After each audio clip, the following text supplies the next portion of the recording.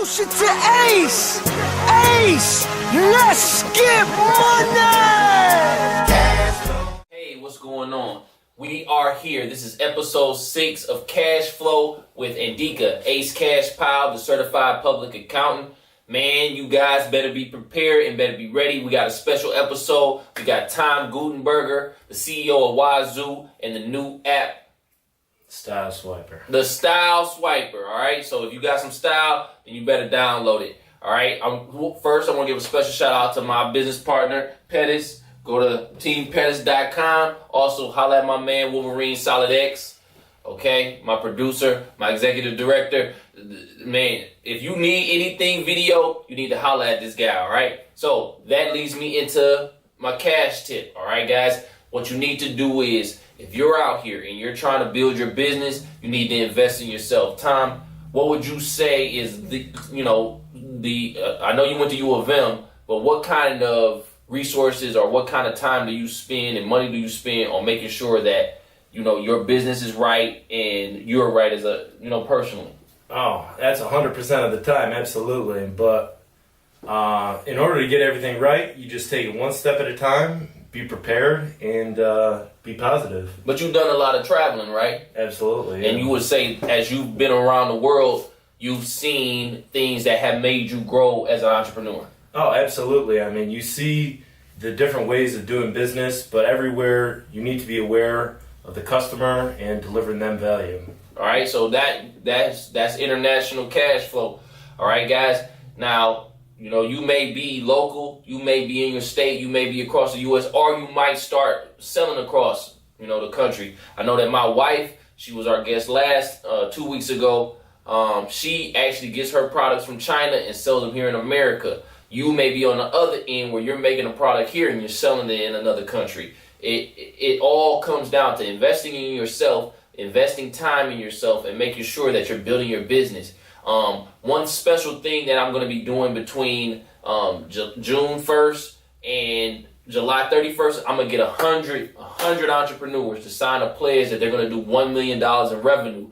This is going to get everybody focused and also bring people together. If you want to be part of that, just make sure that you hit me up. I'm on Instagram at Andika Powell, or you can email me at ahpowell@gmail.com. All right, guys? So make sure that, you are staying focused, you're investing in yourself, and when we come back, we're going to be talking to Tom about his new app. All right? Get money.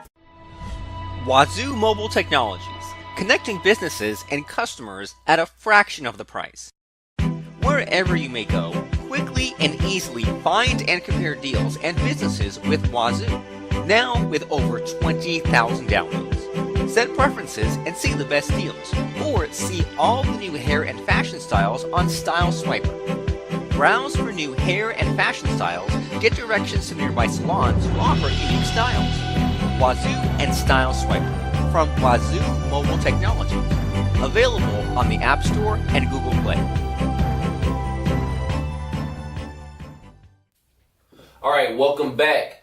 All right, I'm here with Tom Guttenberger, CEO of Wazoo. Tom, we want to talk about your path into entrepreneurship. What got you to say, I'm done with the day-to-day. I'm going to be a full-time entrepreneur. So starting from when I was real young, I had a paper route since the time I was about 5 years old. So I had always liked the independence that brought me, and the way that you can sort of control your own destiny, be your own boss, have a little bit more flexibility. And to me, that is the name of the game, independence, and to be able to stand on your own 2 feet, right? Right, and you do a lot of traveling too. So you're able to work almost anywhere, right? Yeah, absolutely. So a lot of what we do is software development. So you can do that from anywhere on the planet, right? You just set up your computer, get on the Wi-Fi. So what would you say? How many currencies have you gotten cash flow in? Oh man, cash flow. That's a tough one, Ace. At least some rubies. You got some rubies. I got some currencies floating around, right? But obviously, to be getting the flow in these currencies, you got to establish yourself too. The company is registered in the United States and India, so there are some international exposures there, right? Yeah. All right, and I'm sure people are interested in that, the regulations, but like, what led you to building your company internationally? Sure. So it was a process that went into that. Originally, I had worked with developers in India, and what I had noticed there was very inexpensive advertising costs. So we had initially launched the Wazoo product in Ahmedabad, India, where radio advertisements for a fraction of the price that they are here, and that's where we got our foothold and our traction on the Wazoo product. But unfortunately, we weren't profitable initially on that, which many tech companies aren't. So we decided to spin that out into the Style Swiper product, where now the economics of it, we're actually focusing here in the United States, specifically in Detroit first, where if we can build our base from here, it's still manageable acquisition costs for customers and users. So we plan to grow from here. I like that. I like how you talked about you tried something, it didn't work, but you didn't give up. Sure. You said, you know what, let's take this same technology and see if we can make it work with something else. Yeah, exactly. So I mean, the technology was great and everything was functioning fine, but the business case wasn't as strong as what it was projected to be. So that's where you go back to the drawing board a little bit, you look at your assumptions, what was right, what was wrong, and then you reinvent yourself practically, right? So this is, we're stepping back up to the plate with the Style Swiper product, and so far as the reception's been really strong for it. So, all right, kind of describe the Style Swiper app and also let people know how they can download it. Sure. So basically how I would describe it very simply is it's like the Tinder for hairstyles, where very simply you swipe on the app. If you like the style, we'll connect you with a stylist offering that in your area. And from there, we enable the same patented Wazoo billing method that it's a pay-per-visit model rather than a pay-per-click advertising. So we think that that's very business-friendly, and it really encourages them to promote their services for free initially, and they're only paying us when they actually get customers and revenues. So what you're saying is hairdressers who want to generate more cash flow should definitely work with you. Absolutely. I mean, we're going to be the premier hairstyling app in between 2 and 5 years. I am 100% confident of that. I like that. I think starting in Detroit, like you've got a prime location. Women spend a lot of money on hair.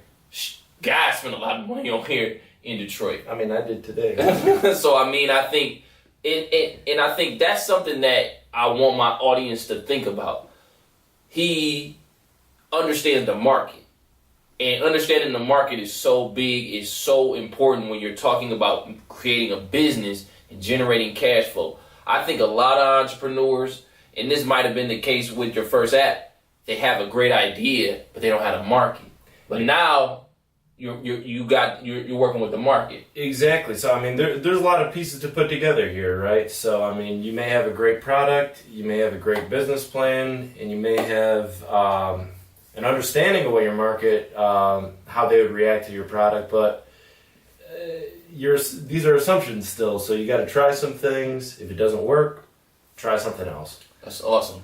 That's awesome, man. I'm glad that you didn't give up. You kept pushing, and I think that you're going to create a lot of value for both sides. I think you're going to create a lot of value for the people who want their hair done and the hairstylists as well. Yeah, I mean, that's a big thing of what I'm trying to do, basically, is I want to be extremely business-friendly and extremely customer-friendly. So from the customer's point of view, you never have to pay anything to use this service. And from the business's point of view, there's only a small fee when the customer is actually visited. So it's very low-risk service, and my entire aim here is to be extremely business-friendly and to be able to grow that way, and I think that that's a good philosophy to have. All right. Like, what kind of marketing plan do you have outside of, maybe a social media push? Do you plan on going to hair exhibits or hair shows? Yeah, so I mean, one of the main things that we're doing right now is we're initiating beauty school partnerships where, with unaccredited beauty schools, we're allowed to establish a partnership with them where they're able to actually share some of our initial revenues and in exchange for referral fees, because something that's common in the hairstyling industry is that once you have your established client base, what is the real value of an app like mine? Some might argue not a whole lot, right? But for these hairstylists who are just beginning, for them to grow their client base, this is an excellent opportunity for them to do it for free.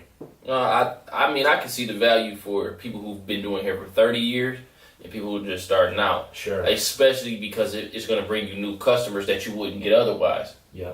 But in the essence of this show, which is Cashflow, I see that there is and you mentioned the beauty schools. Now there's 3 different entities that are making money from this, and we're talking about the shift of the economy. We're shifting the economy. It's a disruptor. Yeah, I mean, absolutely. That's the way that I consider it. We want to be Wazoo with Style Swiper as the main first product that we want to take to market. But Wazoo ultimately wants to be the leader in pay-per-visit advertising. And we think that could be extremely disruptive, where I don't think that a lot of companies are seeing the pay-per-click. I think that a lot of people with physical locations at their business, the pay-per-click model isn't necessarily the best business model for them. So if they can get onto a service that would assure them actual visitors at their store location, we see that as a big improvement. And once we are able to disrupt in the beauty industry, it can be generalized beyond that. So, and then also to your point, we want to keep the incentives in there for our business partners, where we're going to make it extremely friendly for anyone who wants to partner with us, that everybody can get a piece of the pie, right? Yeah, I think that's talking about negotiations, and maybe we'll go over that. Maybe we'll bring somebody that negotiates all the time into the show. But as you are going through your process of growing your business, you got to learn that every deal has to be a win-win. It has to be. You got to be getting something, and your customer has to be getting something. And the more you take on, the more people that have to win. The salon has to win. Wazoo has to win. The beauty school has to win, and the person getting their hairstyle has to win. And I think that this is something that can happen because advertising is difficult. It's difficult. It's a hard business. People spend thousands, millions of dollars on advertising, and I think that people, and Facebook kind of has shown us the way is, man, there is a way to gain an audience and give them the products that they exactly want and they're looking for. So what will be like, and that kind of leads us in the next thing that we were talking about. Like, Zuckerberg has come under a lot of scrutiny when it comes to privacy. What are your feelings on that? Yeah, so I think that it's a great concern of a lot of people for obvious reasons, because this central holding entity of all your history online, all your comments, everything, they have access to very private information. So there's been a big trend over several years of expanding the amount of data that would be available. Well, a lot of my companies actually do the opposite, and we would be eliminating a lot of this data. So it's actually a new startup that I'm looking at called Cabinet, where it would be a news discussion forum which essentially deletes all the data from users, where if they were to post something, we would analyze it, run it through the algorithms, store something, very general, nothing that could be abused, and then we delete the raw data. So it's gone for me, it's gone for the NSA, whoever is there, it's gone for everybody. It's invisible to everybody. So in this way, I think that the Cabinet startup will be an excellent discussion forum for news articles which will protect user privacy.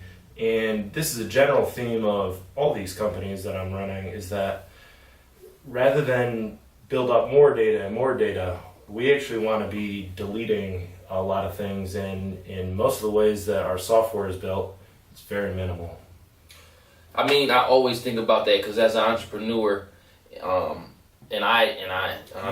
thinking you could be blackmailed by anybody, by the government, by Facebook itself. So if you care about your privacy, these are real concerns. Facebook may try to address them. Maybe the laws will try to address them. You know, Congress may pass something, like the European Union just passed the GDPR or whatever it's called. But as an entrepreneur, my philosophy is that if you can invent around a problem, that's a much better solution than legislating around a problem, because who's got time to read a 1,000-page law? And nobody does. So it's not a realistic solution, but our new startup called Cabinet should be a very, very pertinent solution to this. Yeah, that's great. So what would be some tips, 3 tips that you would give to entrepreneurs, whether they're in, apps or if they're brick and mortar? Yeah, no, I mean, any line of business, I think there are 3 pretty important things. First, if you can move forward every day, it doesn't matter if you move forward by an inch or a mile, you're still moving forward. So if you can do something positive every day, stay focused on your goal, that's number 1. Okay. Number 2, you need to be positive and you need to be ready for some ups and downs, because nobody in the history of business has ever had, I can attest to that. Yeah, not every day is a great day, but if you can keep your mind stay focused on the final goal and being positive and believing in what you're doing, that's extremely important. And then number 3 is to definitely be customer centric. After all, no matter the business you're in, you're essentially serving people in some way or another. And if you can do them a great service and they're happy to interact with you, then that's going to be extremely beneficial. I think that gets lost sometimes. It's the small details, I mean, and it's kind of a personal thing too, where there's some people that you personally don't want to interact with. You probably don't want to do business with that person, right? So it's very important to keep good relationships, I think, right? Yeah, and I think that we got to understand that the customer is the one that has the cash, right? If they're your customer, then you're asking them for something, right? So if you want to generate cash flow, you got to go to the customer. Yep. And then provide them that win-win deal. Exactly. Because that's what the economy's built on. If you make enough win-win deals, then one day you wake up and I was thinking about that the other day. I was thinking, why do people still go to fast food restaurants? Like, the prices are not even reasonable anymore. Like a Whopper is $5. There's been crazy inflation on fast food. I gotta say, a Whopper's still $5. But you know what it is? The time. Yeah, I mean, it's fast service. If people don't want to sit there waiting, and so that's the win-win. Even though I'm getting a burger that probably should only cost me $2.50, I'm saving in time. And so I think it's the same thing with any business. You got to provide value for your customers, and I think it'll all work out. So I like that tip. That's the bottom line, I think. If you're providing value and you're doing a good service, very important. All right, man. So you got Wazoo, you got Cabinet, you got the Style Swiper. Kind of tell us what your 12-month, 5-year, and 20-year goals look like. So I think that the revenue projections look best for a Style Swiper. So where I want to focus is there first. So a year from now, we would hope to have thousands of hairstylists using the Style Swiper product and be making revenue. 5 years from now, we want to have all the businesses expanded internationally as well. And 20 years from now, the end game looks like retirement, philanthropy. Okay, great. And I think that the why behind the business is always important. And I think that a lot of people who start off as entrepreneurs, they want to give back. They want to give something. So I think that that's great. Skip money!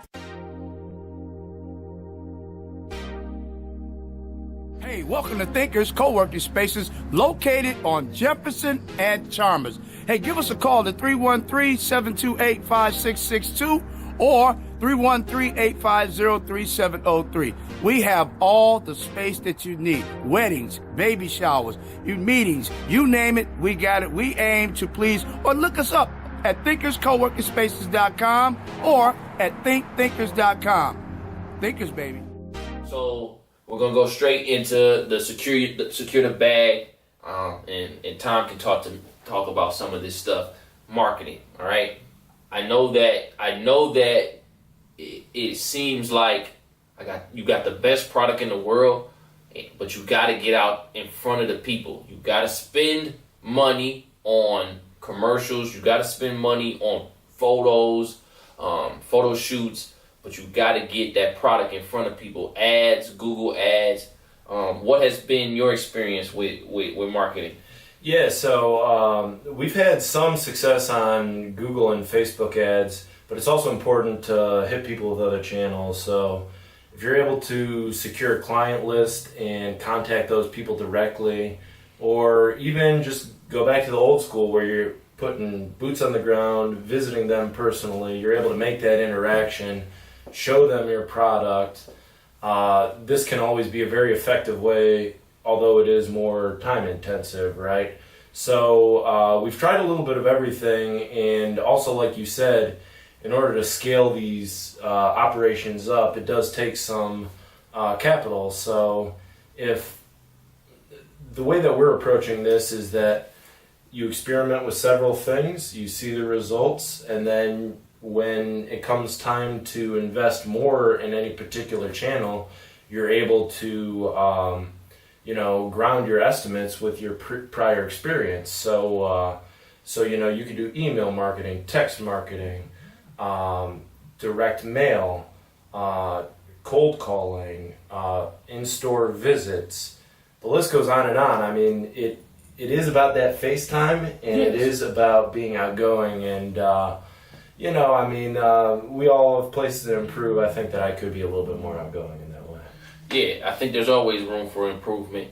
I just want to reference Grant Cardone, one of the sales leaders, and he has all types of training software and all types of different things available. One of his books is called 10X, where he talks about it's going to take 10 times as much effort as you estimated to hit your goals.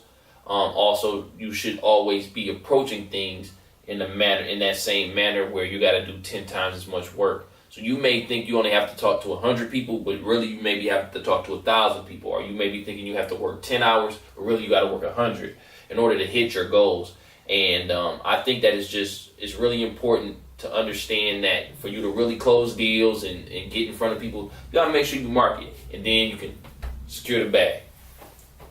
Yeah, no, I've never heard that rule before, but I think it's very accurate. I mean, you can offer the customer a very compelling value, but sometimes it takes that second, third, fourth connection. Exactly. And in your mind, hey, this is slam dunk right now, but maybe that second, third, fourth effort, the customer really appreciates it, I think.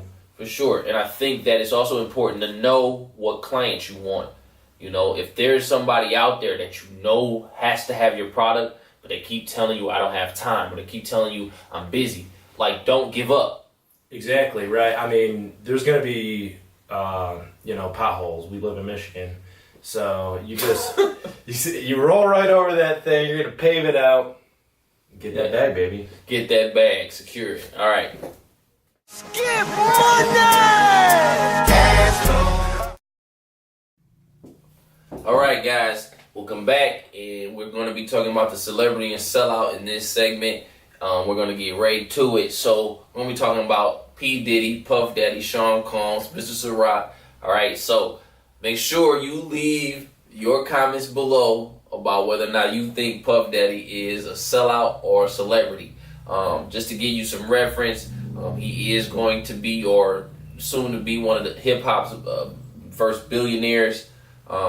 He dropped out of Howard University after his sophomore year to work for Uptown Records, where he founded, where he helped found Jodeci, Mary J. Blige, Then after getting fired, he started Bad Boy Records. Everybody knows about Biggie, was his biggest artist back in 95, 96.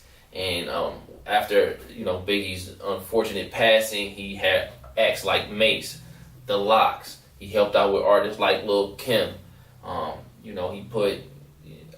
The guy has changed the R&B game, the rap game. And now, his big thing is the Ciroc. He still has artists like French Montana and Machine Gun Kelly. He has his own network, Revolt Network. So kind of, thinking about what Puffy has done. This guy, he even had a show where he had 2 shows. He had a Making the Band show where he made people walk to get some cheesecake. But then he also had a show where he had people trying to be his assistant. Remember, he had that guy with the umbrella. Bruno. What was that guy's name? Bentley. Puff has been in media for almost 20 plus years, more than 20 years. But he's still at the top of the game, always at the top of the Cash King list, the Celebrity 100 list. Tom, as far as what you know about Puff, what do you admire about him, and what do you say is like kind of I think you got to do a lot of right things over the course of time to make to $1 billion. Of course. There's a lot of things that can go wrong. I think the guy's got a great eye for talent and a good business mind. Yes. He showed the good sense of hiring my man Royce the 5'9" to write for him. Right, he don't write his own rhymes, right? But he writes checks. That's the important part, So, hey, those are investments too. Good investments in the right people, smartest investments you can make. So, hey, I'm not going to knock the hustle. I think that it's been a good run for him. Right? I think that collaboration, right? That's what he does. He collaborates. That's true. Right? He gets in the studio and he puts guys like Stevie J, who was a fool. He takes guys like Stevie J, but he gets the most out of them, right? He takes guys like French Montana and gets the most out of them. Although it's like you build your team and you need a role player, So some guys got to be.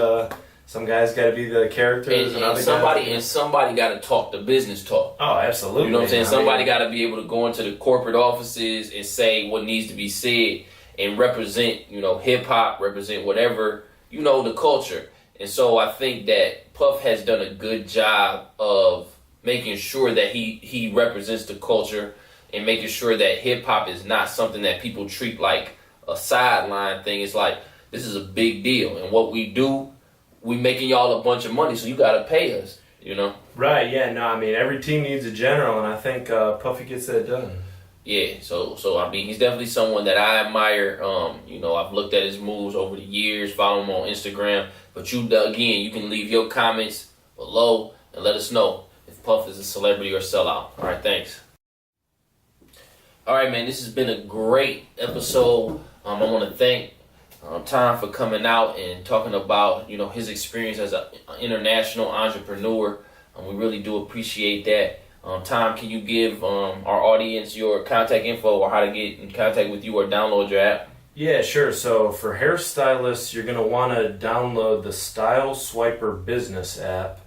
And for normal customers, anybody who would be looking to change their style, maybe brainstorm for looks, you're going to want to download Style Swiper. That's the same for Google Play and the App Store. So that's the easiest way to get access to the free product. If you want to contact me personally, I'd be happy to talk. Email is hello@wazoomobile.com. All right, man. So before we go, just think about how your business can affect people outside of America. And whether that's from a supplier standpoint or that's from a customer standpoint, could you save money if you get your products from a different country? Or is the product that you're creating or the service that you're delivering something that people may want in another country? Something that I've been mulling over is outsourcing, day-to-day activities. And so, maybe I can get a personal or virtual assistant. Whatever it is, change your scope. Think internationally and think about what you can do. I want to thank Tom for sharing this story because I think it's important to talk about the pitfalls as well as the rises because you're going to have them. You're not going to go straight to the top. You're going to have times where things think that they're not going to work out, but guess what? You keep pushing, and you're going to see success. And then last, make sure that you are pushing your brand, marketing, getting out there, getting in front of people, getting on the web, creating content, similar to this show and what we're doing. And, again, if you want to be a guest on our show, just message me, or you can, leave a comment below, and we will get in contact with you, because I think it's important that in order for you to grow, people see your brand. Tom is taking advantage of it. Our other guests have. And so I want to leave you with that. And thank you again for watching. See you in episode 7. Skip money! Cashflow.